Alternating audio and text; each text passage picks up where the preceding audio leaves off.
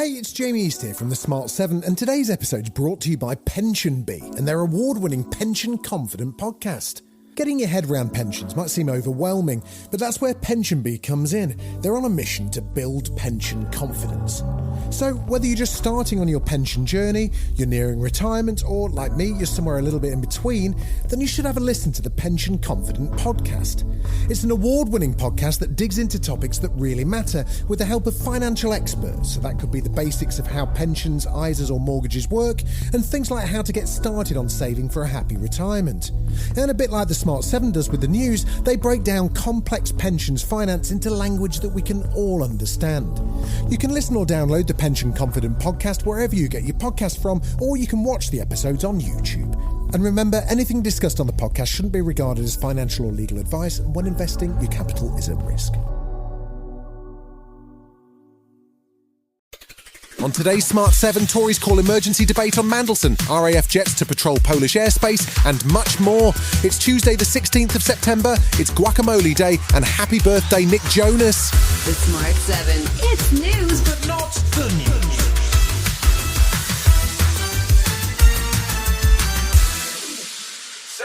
Tuesday will see an emergency debate in the Commons proposed by the Tories over the appointment of former US Ambassador Peter Mandelson. Prime Minister Keir Starmer is under significant pressure after a 10-day period which saw him accept the resignation of Deputy PM Angela Rayner and have to recall Mandelson.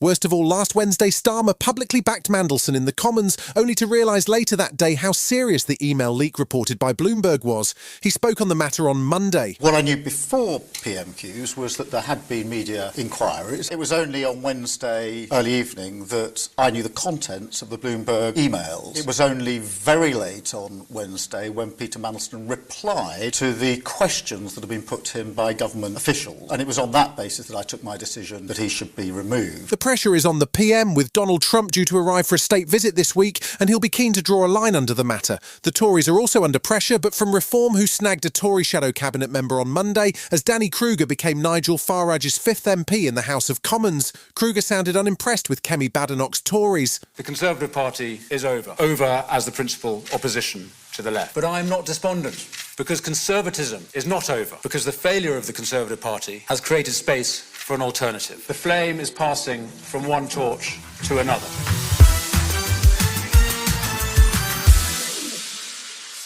Russia and Belarus are currently engaged in a series of war games to demonstrate their battle readiness, something that is intended to make Western allies nervous. Oddly, 2 American military officers are observing the games as Donald Trump seems to be trying to improve ties with Russia's closest European ally, Belarus. Kremlin spokesman Dmitry Peskov was keen to ramp up the rhetoric again on Monday. NATO is de facto involved in this war.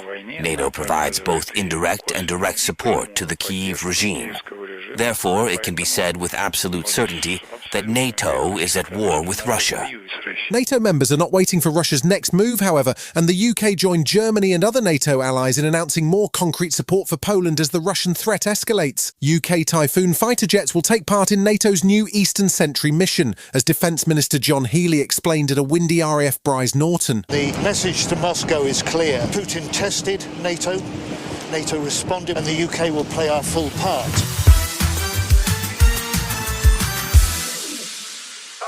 The US Secretary of State Marco Rubio was in Israel on Monday, meeting with Prime Minister Netanyahu to discuss Israel's ongoing war in Gaza. Despite last week's attack on Hamas leaders in Qatar, there was no suggestion of criticism from Rubio for Israel. Instead, he had harsh words for the UK and other countries who plan to recognise the state of Palestine. He says any emboldening of the barbaric animals of Hamas makes a ceasefire harder to achieve. He's due to visit Qatar next, but it didn't sound like there was any apology forthcoming from Israel or its American ally. We are focused on what happens now. What role can Qatar play in reaching an outcome here? These fundamentals still remain. There is still a Hamas, there is still 48 hostages, and there is still a war going on. And all of these things standing in the way of a better future for the people of Gaza.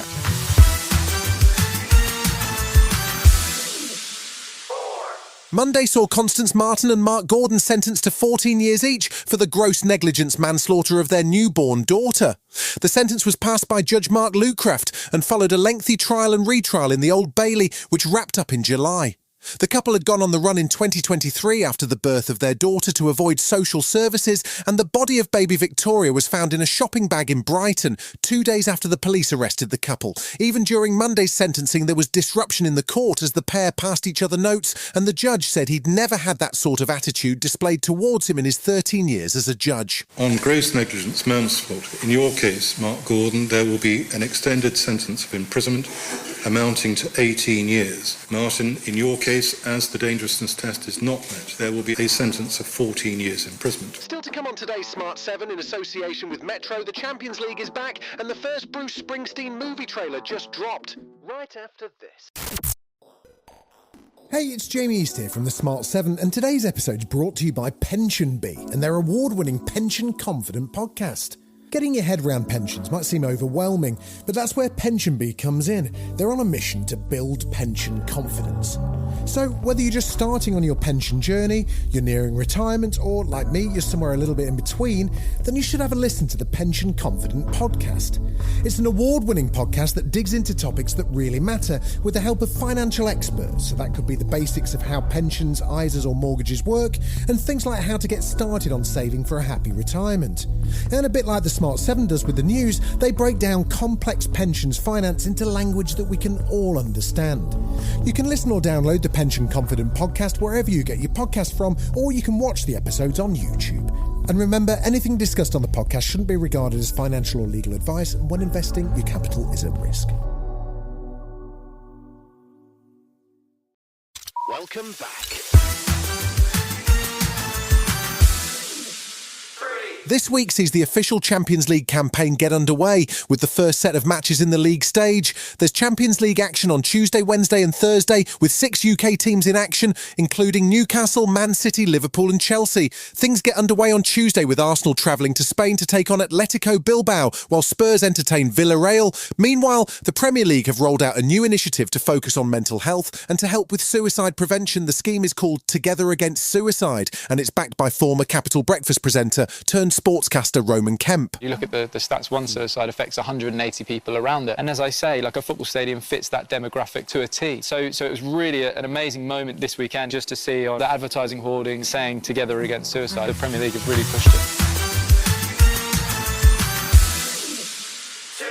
Early Monday morning saw the 77th Emmy Awards and the dramatic victory for the Netflix drama Adolescence, which dominated Monday's headlines. Stephen Graham picked up his first lead actor Emmy, along with a writing award and Best Limited Series, while his fellow stars Owen Cooper and Erin Doherty also won. Seth Rogen won his first Emmy, and a bunch more as the studio became the most awarded comedy, picking up 13 awards in total. On a good night for Apple TV Plus projects, there was also another bit of history as Trammell Tillman became the first black person to win Best Supporting Actor in a Drama.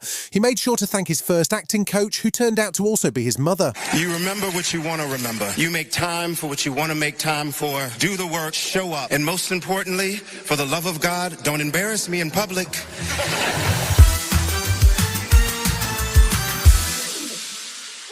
The first trailer just dropped for the eagerly awaited Bruce Springsteen movie called Deliver Me From Nowhere. It stars Jeremy Allen White, who has gone from the bear to the boss, in a movie that follows the story of Springsteen's breakthrough into the big time with the album Nebraska. The movie has a strong supporting cast, with Jeremy Strong playing Springsteen's manager, along with Mark Maron, Odessa Young, and as Bruce's dad, Emmy winner Stephen Graham. It's due to hit cinemas on October 24th. It's a hard thing, realising people aren't who you want them to be. I think Bruce is afraid of what's coming.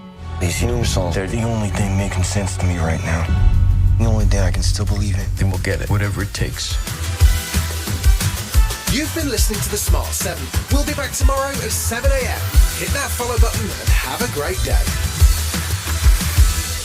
Give us 7 minutes and we'll give you the world.